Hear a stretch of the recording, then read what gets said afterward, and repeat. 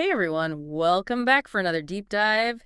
You ready to jump into a pretty interesting story coming out of India? Always ready, especially when it involves high finance and potential bidding wars. Oh yeah, this one's got it all. It's a battle for control of Religare Enterprises. Limited REL for those in the know. A major player in the Indian financial scene. This Yeah. could have some serious ripple effects. Exactly. Our main source for this deep dive is a recent article from the Indian Express, came out just a couple of days ago, January 26th. Fresh off the press. It's titled, U.S. Investor Offers to Acquire 55% Stake in REL. Catch you right. Straight to the point, I like it. So before we get into the nitty-gritty, let's set the stage. Who are the key players in this financial drama? Well, on one side, we have the Burman family. The Burmans.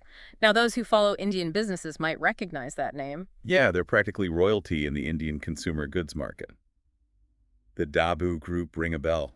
Wait, Dabur, like the hair oil and those yummy fruit juices? The very same. They've got their fingers in all sorts of pies. Yeah. Everything from healthcare products to personal care and food and beverages. So they're a pretty established force in India. You could say that their success with Dabur shows they have a deep understanding of the Indian consumer, what people want, what they need. And on the other side of the ring, we've got Digvijay Gaekwad, or Danny as he's known. Danny Gaekwad. Now, he's a bit of a wild card, isn't he? U.S.-based investor coming onto the Indian scene. He's an interesting character for sure.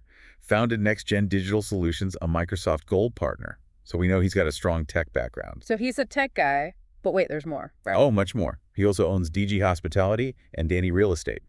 So his portfolio spans technology, hospitality, real estate. Quite the diverse mix. It's like he's got a taste for every slice of the economic pie.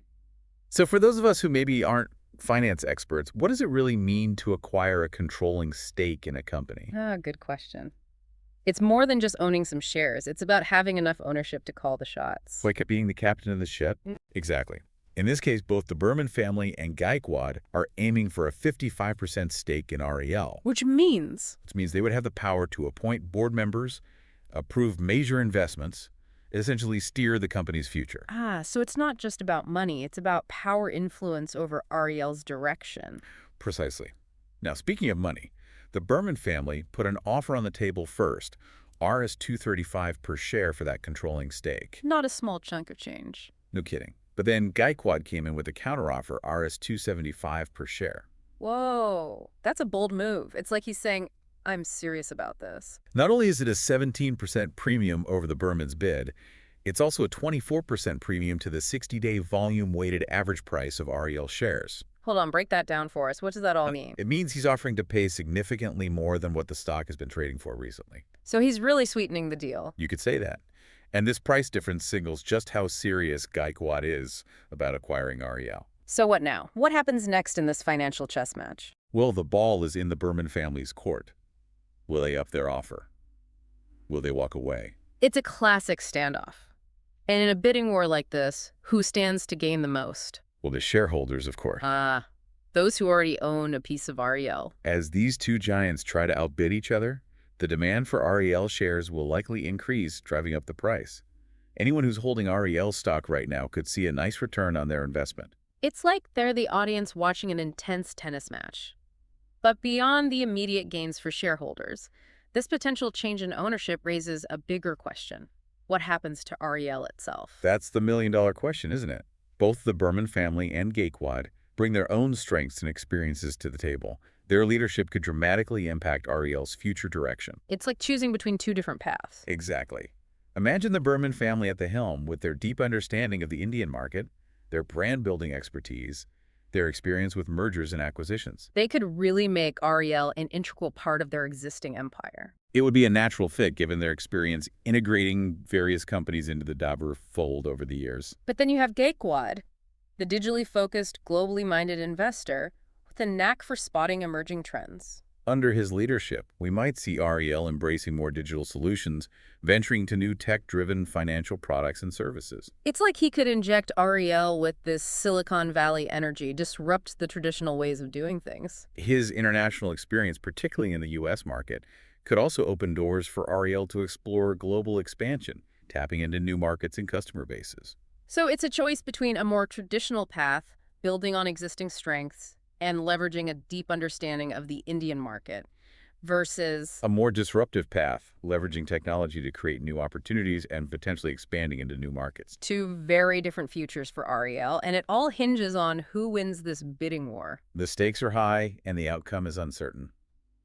This is going to be a fascinating story to follow. That's for sure. It really makes you wonder which path would be more compelling for someone who's invested in REL's success. That's a tough one to answer. The Burmans, they offer stability, a proven track record in India. But Gaekwad, he brings this disruptive energy, a more global perspective. I guess it depends on your risk tolerance, your vision for REL in the long run. Risk versus reward, the eternal dilemma. And let's not forget, Gaekwad's entry has really shaken things up. He's more than just a tech entrepreneur.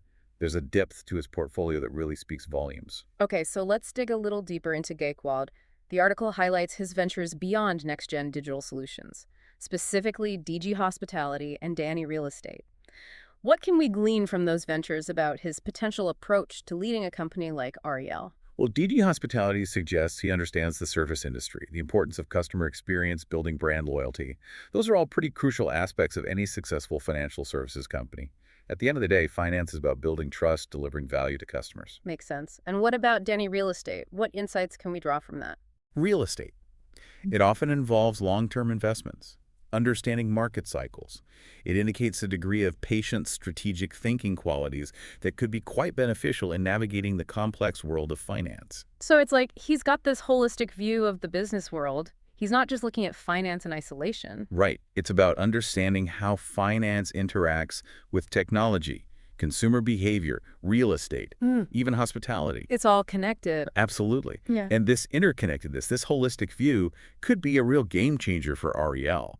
He might not see the financial services industry as a silo, but as part of a larger ecosystem where different sectors influence and shape each other. Now that you mention it, there was this interesting point in the article about Gaekwad's Nextgen Digital Solutions. It said they provide IT solutions that were previously only accessible to Fortune 500 companies to small and medium-sized businesses. Ah, yes. Democratizing access to technology. That's a pretty powerful idea. Could this be a hint at his vision for REL, making sophisticated financial tools and resources more accessible to individuals and smaller businesses in India? It's certainly within the realm of possibility. And if that's the case, it could have a profound impact on financial inclusion in India, empowering individuals and smaller players to participate more actively in the economy. It's like we're witnessing two very different scripts for REL's future being written in real time. One, a more traditional path, building on existing strengths and leveraging a deep understanding of the Indian market. The other, a more disruptive path, leveraging technology to create new opportunities and potentially expanding into new markets. And the ending? Well, the ending is still up in the air. It's going to be fascinating to see how this bidding war plays out, what it ultimately means for REL, its shareholders, and the Indian financial landscape as a whole. A cliffhanger in the making. Indeed. But this story, it's bigger than just one company, isn't it? It highlights some of the larger forces at play in the global economy. Without a doubt, Gaekwad's interest in REL. It's a prime example of the increasing interest of foreign investors in Indian companies. India's economy is growing. Its consumer market is massive. And companies like REL, with their established presence and growth potential, they're becoming attractive targets for investors looking to tap into this dynamic market. It's like India is becoming this magnet for global investment. And Gaekwad, coming from a tech background, it underscores the increasing role of technology in finance. Exactly. We're seeing a global shift towards more personalized, data-driven financial solutions. So it's not just about who gets to control REL. It's about understanding these larger trends that are shaping the future of finance. Precisely. Companies that can leverage technology to deliver these solutions, they'll have a significant advantage in the coming years. This bidding war, it's a glimpse into the future of finance where technology, globalization, and innovation are reshaping the industries we know it. So we've covered a lot of ground here. We met the contenders, analyzed their offers, explored the potential paths for REL. It's been quite the journey, a real deep dive into the world of high finance. But it's not just about numbers and deals, is it? This deep dive wouldn't be complete without considering what it all means for you, the listener. You got it. This isn't just some isolated story about a company in India. It's a window into the bigger trends shaping finance and investment globally. A US-based investor battling for control of a major Indian financial player, offering a premium that speaks volumes about his confidence in the company's future. It really highlights how interconnected the global economy is. Exactly. What might seem like a local story is actually a piece of a much larger puzzle. And it raises some important questions for anyone who's trying to understand where the world of finance is headed. Like, what does this tell us about the attractiveness of emerging markets like India to global investors? And on a more individual level, what about the evolving role of technology in finance? Gaekwad's tech background. It's a clear sign that digital innovation is no longer just an extra. It's at the core of how financial services are delivered and accessed. The key takeaway for sure. Whether you're an investor, an entrepreneur, or just someone who wants to keep up with the forces shaping our world, this bidding war, it's a glimpse into the future. A future where things are changing rapidly and understanding these changes is crucial. Absolutely. Whether you're managing your own finances or making decisions about your business, staying informed is key. So as this bidding war for REL keeps unfolding, think about the bigger picture. What does it tell us about the future of investment? How will technology continue to reshape the financial landscape? And what opportunities will these changes create for those who are paying attention? Great questions to consider. And as the story continues to develop, maybe we'll find some answers along the way. We'll certainly be watching closely. Thanks for joining us for this deep dive into the world of high-stakes finance. Until next time.